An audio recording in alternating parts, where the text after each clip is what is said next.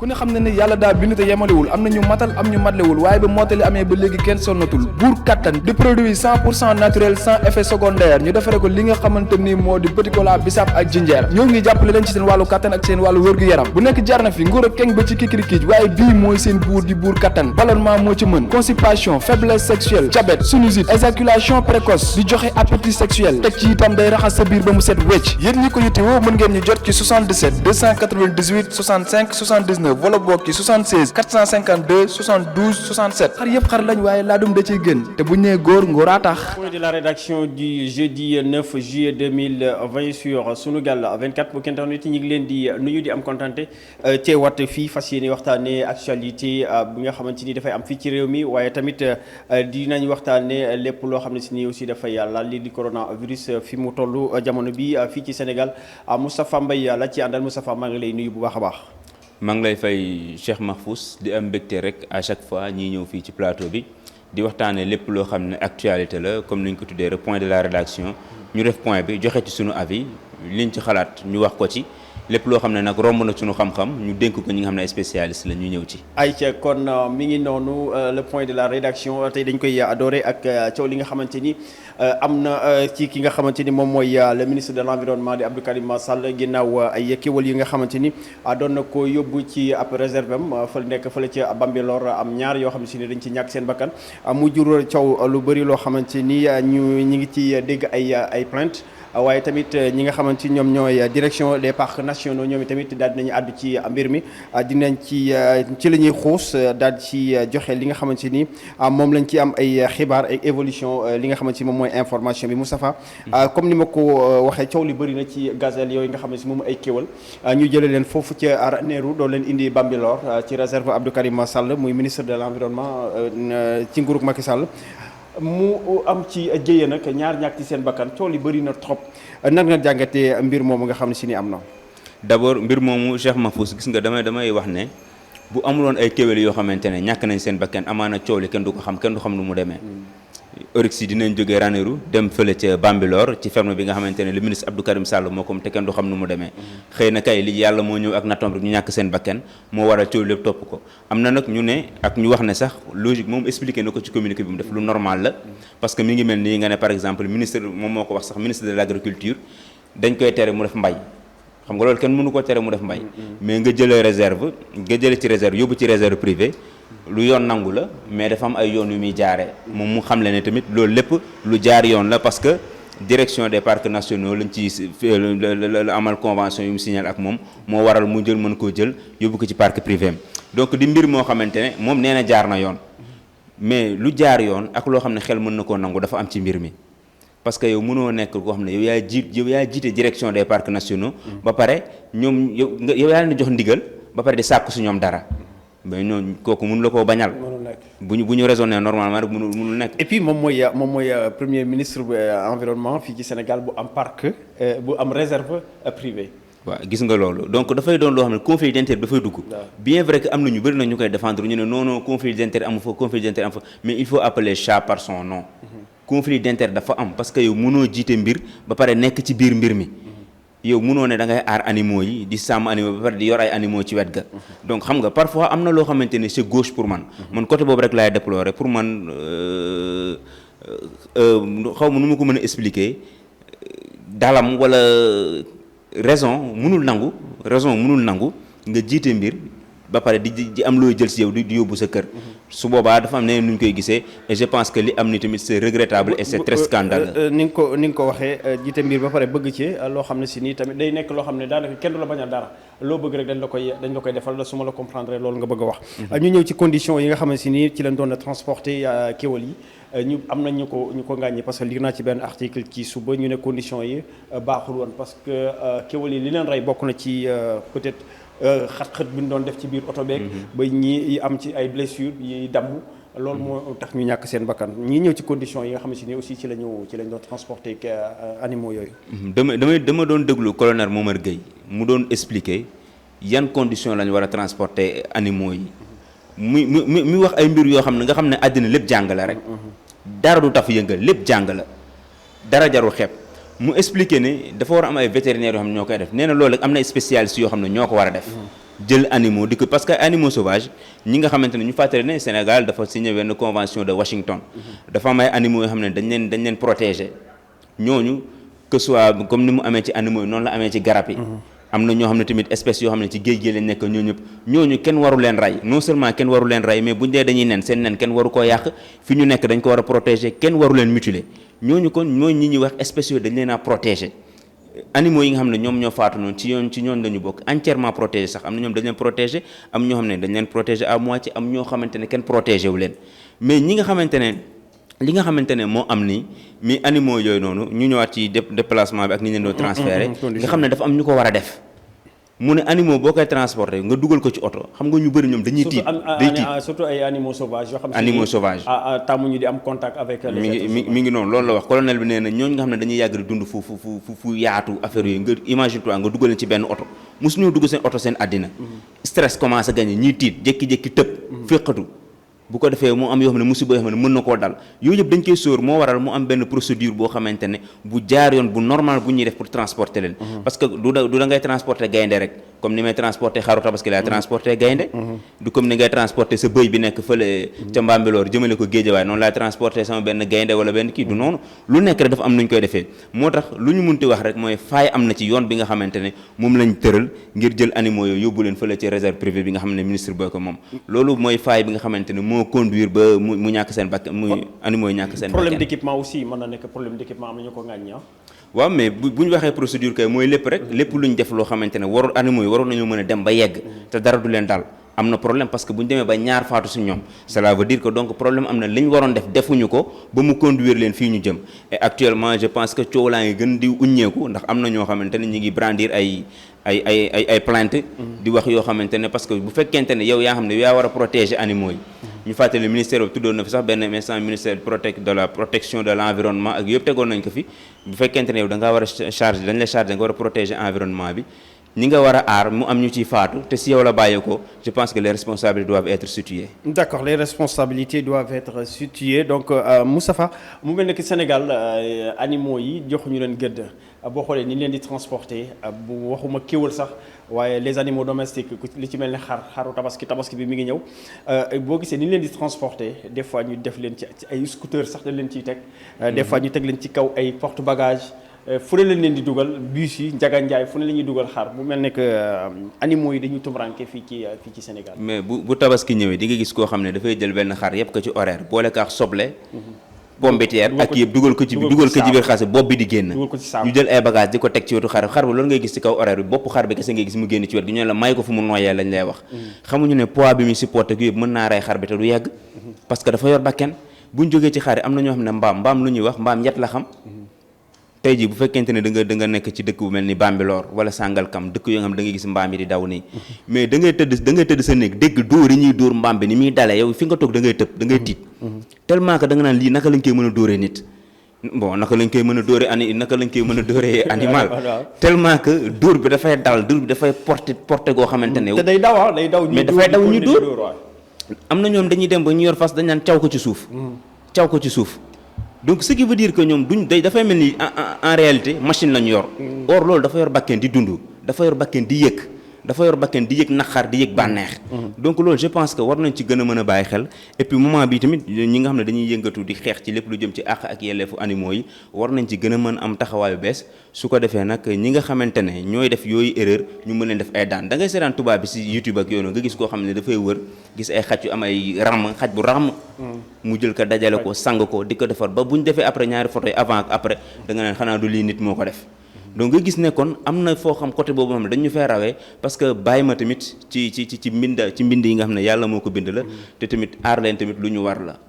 ay ca kon ñu gën a xuus jàll bu ñu jógee ci condition de transport yi nga xamante ni wax nañu ko ñu ñëw ci réserve privée bu Abdou Karim Sall parce que d'après information yi nga xamante ni jot nañ ko gëstu réserve bi maanaam amul condition yëpp toutes les conditions ne sont pas réunies pour mën a accueillir sax yenn ci ay animaux xam ne si ni bokk na ci kéwal yi ñi doon yóbbu te ñaar faatu ci te gis nga loolu dafa bokk ci procédure bi balaa ñu la jox animaux yooyu nga xam ne dañ leen protéger bërëb bi nga leen def dañ ko war a saytu xool ko xoolaat ko ndax mën nga leen yor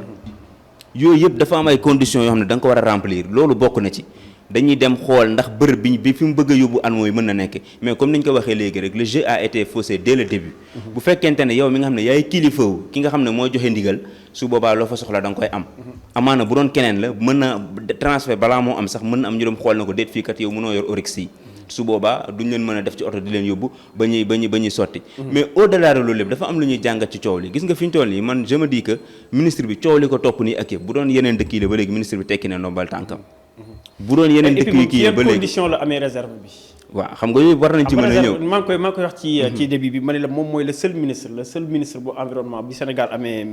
ministre de l' environnement ba tey bu am réserve privée Abdou Karim Sall. mais xam nga moom moo feeñ la parce que moom dafa am ñoo xam ne dañoo faatu mais fii am nañ fi ay nit ñoo xamante ne ñu ngi ci état bi wala ñu ngi ci benn mbir yoo xam ne mais bu ñu la waxee verger yi am ci biir dëkk bi wala yi da nga yéemu si yàlla. yi ñu leen di daggal kenn du xam nu mu toll. ñu yor ko fa di bu weekend jotee ñoom ñëpp ñu génne dem ci biir toog fa jàpp seen njàmbur dund seen dund terrain yoo xam ne xamoo nuñ ko amee xamoo ñaata lañ ko jëndee xamoo depuis kañ lañ ko am xamoo luñ fay def mu bëri yoo xamante ne suñu homme d'affaires yi encore une fois wala suñu ministre yi sax lay wax bëri nañ yoo xamante ne pour ñun war nañ poser ay questions et war nañ gën a rigoureux ci li ñuy def parce que xew-xew bii nii am nii scandale la boo xamante ne pour man waruñu koo bàyyi mu jàll noonu ñi nga xamante ne ñoom la impliqué war nañ jël seen ay responsabilité tax bu doon beneen dëkk la ministre ba léegi dem na yoon déposé na démission wala mu def xool neneen wala mu génne def explication parce que communiqué bi mu servir nit ñi wax la goo xamante ne moom communiqué rek la def génnul benn yoon wax communiqué la def te communiqué comme li ñuy wax rek la génnu bëy la dàqul ngelaw nëbbul taat noonu la demee communiqué bi amul dara loo xamante ne mën nañ ko jàngate ci boobu la communiqué et je pense que loolu tamit lu déplorable la parce que bu ñu fàttali ko gis nga fii culture d'émission daanaka suñu njiiti amuñu ko culture d'émission bu weesoo Mamadou Seck mi nga xamante ne moom dañ ko tabboon ministre de l'économie sa jamonoy Abdoulaye Wade gouvernement Mame Madior Boye 11 jours la def ci gouvernement bi daal di démissionné pourquoi mu démissionné parce que dafa am benn coow la xam nit ñaa ngi commencé woon doon tegaat ci taabal bi jamono yu mu nekkoon benn directeur ci benn entreprise ñu koy wax affaire blanchiment d'argent affaire yoonu mu ne day démissionné pour mettre le président à l'aise imagine toi ministre de l'économie ku ñu ko def mu ne day démissionné te 11 jours la def ci gouvernement bi daal dem yoonam xam nga kooku tey jii au moins servir na exemple après ñëpp gis nañ bi mu demee justice setal ko après ni mu ñëwaatee en force dem ba nekk président assemblée nationale gannaaw bi fa Macky Sall lu jógee donc mii loo xamante ne Sénégal gii rek jarul ñuy sori dem jël feneen référence tey jii yeneen dëkk yi tamit yeneen dëkk yi boo demee dëkk bu mel ni France ku ñu wax Hervé Gaymard n'est-ce pas l'affaire Gaymard ñu bëri dégg nañ ko fi moom dafa nekkoon ministre de l'économie foofu jamono yi c'était en 2005 su ma juumul 2005 la nekkoon ministre de l'économie et des finances et de l'industrie bi ñu ko defee ministre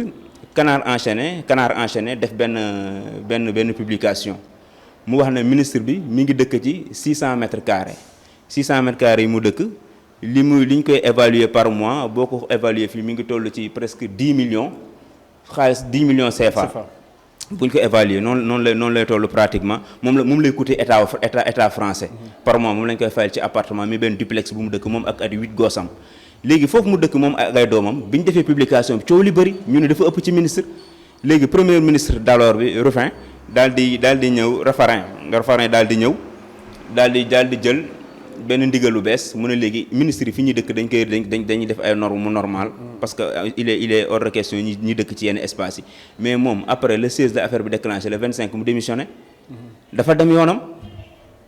te moom tamit ministre de l'économie la woon c'est pour dire que am na coow yoo xam ne bu la toppee pour man waratoo faa toog di xaar remaniement di am ngay tëb wala leneen di am ni luy feneen dem setal sa bopp da ngay démissionné dem setal sa bopp bon dina am nag ñu ne non kéwél bu ñu yóbbu mu damm affaire yooyu noonu mais ministre bi naka lay amee réserve bay jël leen di ko yóbbu fële bay toog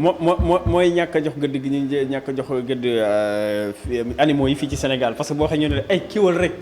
loolu la ñuy wax ay kéwél rek xam nga te kéwél yi xamuñu ne dañ leen di protéger dañ leen protéger kenn waru leen rey kenn waru leen faagaagal kenn waru leen gaañ loolu je pense que war nañ ci bàyyi xel mais war na am ay amende parce que am na texte yi ñu ngi fii maanaam li ñuy wax règle de la chasse ak yu mel noonu mais comme fii mooy Sénégal moom nañ déglu rek comme fii mooy Sénégal boo moytuwul xam nga Sénégal moom mës naa waxtaan ak benn homme politique ma koy defal interview mu ne ma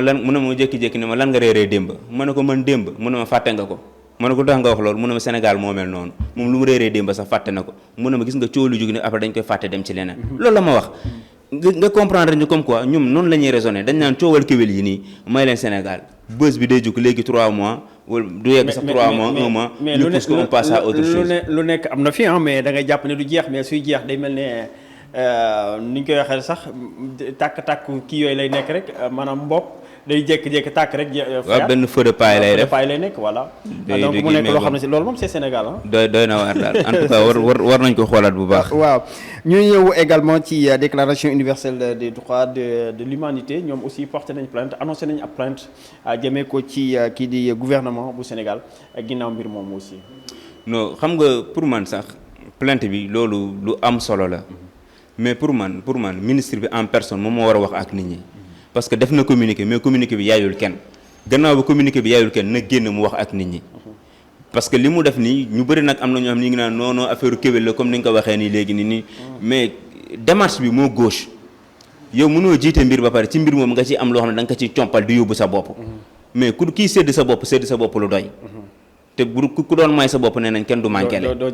jeexal ku doon may sa bopp doo jeexal donc loolu moo tax kon pour man mbir mi ñu déposer plainte ak yooyu lu ci am solo la nañ ko topp ba mu sës justice def liggéeyam parce que tey jii lii bu doon keneen moo ko def nañ ko topp xool ndax dem d'abord ndax ferme bi xool ba naan ferme bi sax réserve bi mu yor ndax war na koo yor nu mu demee ñoom fa doon yóbbu ndax war na leen yóbbu ndax Oryx war nañ faa dem yooyu yëpp war nañ ko mën a topp ñu leeral ko pour ñu mën a servir leçon ndax dañ leen a jiital waaye gënuñu jàng ñu bëri si ñoom tey jii bëri na ñoo xamante ne tey jii ñi ngi ay occupé ay postes stratégiques yoo xamante ne te waruñu fa woon a nekk tey jii kon bu ñu leen fa tegee la moindre des choses mooy ñu respecter les Sénégalais bu ñu leen lañ war a respecter les Sénégalais mooy ñu bañ a dugg ci yenn scandale yi ak yoo xam ne dañ leen ciy xeebee lu ñu leen di xeebee mooy ñu dénk la nga jël alalu xaalis àdduna bi di ko luubal wala ñu dénk la nga foog ne ñi nga dénk yaa leen gën wala ngay profité ci alalu mbooloo mi te loolu noonu ñuy def dafa ñoo kenn de seen bopp lañ ko def parce que ku si nekk di nga fi bàyyi way wu ñaaw woo xam ne dañ naan ëllëg sa baay wala sa maam moo fi defoon lii acca kon mi ngi noonu la ñuy génne ci scandale bi nga xamante ni moom moo soxal ñi ay kéwal yi nga xamante ni muy ñaar ñàkk nañ seen bakkal na ginnaaw ñu doon yóbbu foofu ca réserve privée bu ministre de l'environnement Abdou Karim Sall foofu ca Bambilor ak ji ñu jàll yi addu jëmale ci libération provisoire bu Karim Xurum Xaq démb waaye bàyyi nañ ko mu génn ginnaaw demande yu bari nag ak coow lu bari ñi nga xamante ni ñoom activistes yi wax nañ ba sonn def nañ ay marche ngir ñu libéré ko ginnaaw bi ñu xamee ne gu yaramam mayutu ko mu nekk ci prison bi ay ginnaaw ay opération yoo xam ne si nii def na ko bitim réew ñi annoncé également que dañ ko war a évacuer waat ci fan yi ñu jëm parce que wér-gu-yaram vraiment nekk na loo xam ne si nii lu doy waar la donc bàyyi nañ ko ginnaaw ñaari 2 mois yoo xam ne si nii def na ko ci kaso alors noo ko gisee ak contexte bi nga xamante ni bàyyi nañ ko ci Cissé Lo doon saaga ñu naan dañ ko war a tëj Karim Xurum Xaq mi ngi ci kaso bi parce que loolu ko fa yóbbu ñu bàyyi ko est-ce que jàpp loolu tamit loolu ci la bokk. gis nga pour man waruñu ko woon jàpp sax Abdou Karim Gueye Xurum Xaq kenn waru ko woon jàpp yow lu mu wax lan la nañ tëjji jàkka yi nañ tëjji jumaa yi ñuy dem julli ji ne askan wi nañ jóg dem fexe bañ tëjji jumaa ak yooyu noonu d'accord am na ay propos yu mu wax yoo xam ne tegginawul mu yëkkati ko jëmale ko ci kilifa. nañ def nii ak nii nakas buñ tëjuwul jumaa kii dañ ko fa war a fekk def nii ak kenn du ci ànd ak moom kenn du ci d'accord ak moom mais gannaaw bi ñu ko defee mandat dépôt présenté ko procureur mu gis ko pour man biñ ko attee wala yooyu yëpp waruñu woon mën a yegg foofu yëpp waroon nañ ko mën a bàyyi mu ñibbi këram biñ ko tensé procureur wax ko li mu koy wax remettre les points sur les i wax ak moom waroon nañ ko fa mën a bàyyi mu jóge fa ñibbi këram parce que xam nga dafa am loo xamante gis nga activisme dafa ànd ak yenn dafa ànd parfois la plupart du temps ak ay dérives Kémi Séba ñaata lañ ko tëj ci àddina bi fu nekk te di moom donc Y'en a marre fu nekk kañ la ñaata nit lañ fa tëj boo xoolee ñi réclamé wu activiste yëpp prison dafay doon loo xamante ne bu doon taal la ñu ne da ngay sotti ak gasoil ci kaw mu gën a jëf prison du luy fay activisme loolu suñu njiit yi dañ ko war a xam au contraire prison benn gasoil la boo xam ne day sotti ak muy gën a jëf parce que koo ci taal koo ci tëj prison bu génne da ngay gis ne da nga koy gën a may aura da nga koy gën a mën a topp parce que ñëpp dañuy def liggéey mais dama la jox par exemple Leuz Def Tech par exemple mooy bokk ci jeunes yi nga xam ne ñoom lañ arrêté woon moom ak Kémi Séba ñi bi ñu demee agrippé wu ci grille palais yi mais Leuz après si la ko nit ñi xam mu gis observateur de benn enquête ci moom wax fu mu jógee wax nu mu demee ku nekk ñu wutal leen ay tur am nañu leen tuddee may nañ leen opportunité ñu am ay tribune ci journaux yi ñu am ay ñu duñu fekk suñu ay salon parce que si télé yi ñoo def ay reportage ci ñoom may leen opportunité ku nekk di wax ci ñoom ñenn ñi def ay post waaw ñenn ñi def ay groupe WhatsApp di wax nañ libéré diw loo xamante ne buñ leen tëjul woon kaso loolu amaana kenn du ko gis ci ñoom donc ce qui veut dire que kon activisme loolu il faut que ñu comprendre ko mais cela ne veut pas dire que mu am benn laisser-aller bu ñuy demee pourquoi mu am benn laisser-aller bu ñuy demee gis nga ñoon dafa am noo leen di canaliser peut-être du yomb a canaliser parce que dafay am ñoo xam ne seen raisonnement parfois dañuy juger ne dañuy ëppal wala dañuy déborder mais toujours est-il que rek delul pexe boo xamante ne di bañ a moytu chaque fois di faire recours à la prison sinon da nga doon benn état boo xam ne da ngay mel ni ko xam ne da ngay tere nit ñi wax parce que kii saaga na ma tëj ko kële saaga na ma tëj ko war nañ mën a gën a seet beneen moyen boo xamante ne moom la ñuy réprimer que ku ne mbil mbattale ñu tëj kaso te tëj kaso bu fekkonte ne dafa doon tëj kaso boo xam ne sax dañ ci yemale ñëpp ñu mën a am ne voilà bu lu baax la mais tëj kaso bi da ngay tëj Demba bàyyi Paate te ñu def la même chose loolu moo tax man pour man affaire Karim Xurum Xaq bi c'est très désolant et c'est écœurant kenn waru ko woon a tëj pour man jar woon sax ñu koy tëj waxatuma laa nag ngir tëj koo xam ne malade la ba tax na nee nañu sax dinañ koy évacuer waat yóbbu ko bitim réew parce que dafa chuté bu baax a baax Moustapha xam naa daanaka wax nga lépp ci Karim Xurum Xaq xam naa dañuy daal di dugg ci résultats yi nga xamante ni am nañ ko tey ñu brosser ko rek fàttali ñi nga xamante ni ñoom ñooy seetaan le point de la rédaction donc résultats yi ñu am tey jii ci jeudi bi yemoo ak 9 juillet donc Moustapha 970 tests la ñu def muy téeméer muy juróom-ñeenti téeméer yoo xam ne si ni teg na juróom-ñaar fukk la ñu réalisé donc 127 yi ñoom ñoo positif donc mu nekk taux de positivité de 13,09%. 72 ñoom ñoo wér maanaam juróom-ñaar fukk ak ñaar ñoom ñoo ci faj moom la ñu faj ba ñu wér 36 cas grave muy fanweer ak juróom-benn yoo xam ne si nii ñu ngi sonn nañ ba ña nga Sowetaas ñaar ñoo ci ñàkk seen bakkan ni ki démb donc lim bi xaw na wàññi ko tamit par rapport ak yeneen jours yi ñu doon enregistré 4 donc jamono ji Sénégal donc enregistré na lu toll ci 7748 cas muy juróom-ñaari junni ak juróom-ñaar fukk ak ñeent fukk ak juróom-ñett loolu la si sama olof yi leere yaakaar naa ni noonu la donc 5169 ñoom la ñu faj donc 143 ñoo décédé 2471 ñoom ñoo nekk sous traitement Moustapha loolu la ñu am résultat yoo xam si de façon globale nan nga ko jàngate waaw résultat yi li ñu koy jàngatee rek je pense que amul changement bu bëri bu ñu ciy gis comme ni ñu koy waxee tous les jours rek depuis nag gis nañ ne tests yi moom yeggatul 1000 tests yi souvent dafay jafe mu yegg 1000 loolu constat bu jiitu la ñuy gis en dehors de ça dañuy gis ne tamit cas communautaire moom mu nga fa mu nekkoon ba tey chaque jour rek cas yi dañuy ñëw moom 13 dañu am tey jamais mu raté léegi rendez-vous bi cas grave yi mu ngay yokku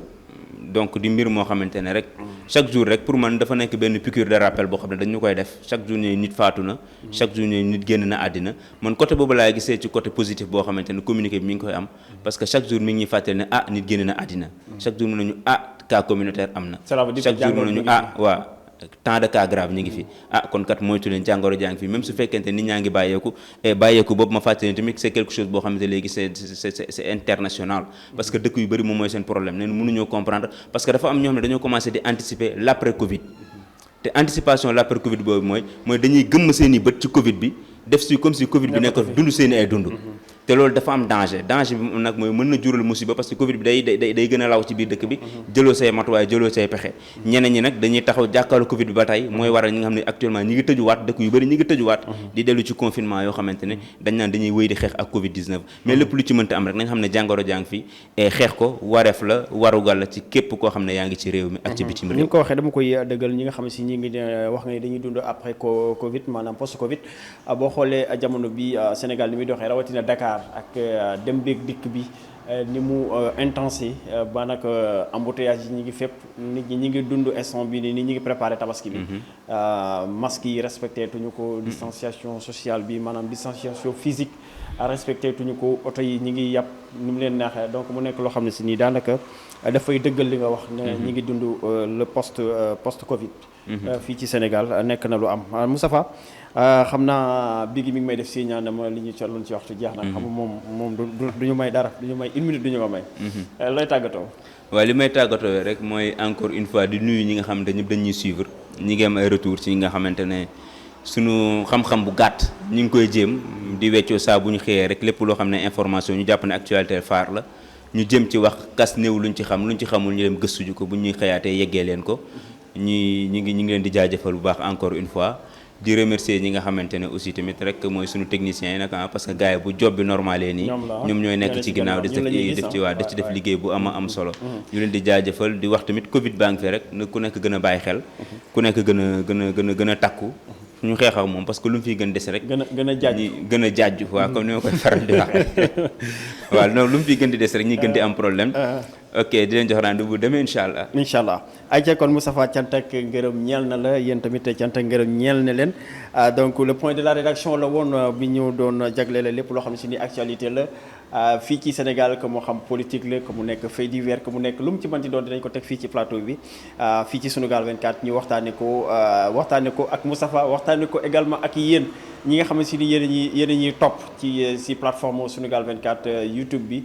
gis nañ commentaire yi nga xamante ni yéen a koy def mu nekk loo xam ne si ni nu ñu neex la te ñu ngi ci bàyyi xel rawatina ñi nekk bitim réew ak ci biir réew mi ñu ngi leen di jaajëfal ba suba incha allah beneen plateau ak yeneen résultat ku ne xam ne ni yàlla daa bind te yemalewul am na ñu matal am ñu matlewul waaye ba mottali amee ba léegi kenn sonnatul buur kattan di produit 100% naturel sans effet secondaire ñu defare ko li nga xamante ni moo di petit cola bisaab ak jinjeer ñoo ngi jàppale leen ci seen wàllu kattan ak seen wàllu wërgu-yaram bu nekk jar na fi nguur ak keng ba ci kikirikiij waaye bii mooy seen buur di buur kattan ballonnement moo ci mën constipation faiblesse sexuelle diabète sinusite éjaculation précoce di joxe appétit sexuel teg ci itam day raxas sa biir ba mu set wecc yéen ñi ko yittewoo mën ngeen ñu jot ci 77 298 65 79 wala bokk ci 76 452 72 67 xar yëpp xar lañ waaye laadum da ciy gën te bu ñu nee góor ngóoraa tax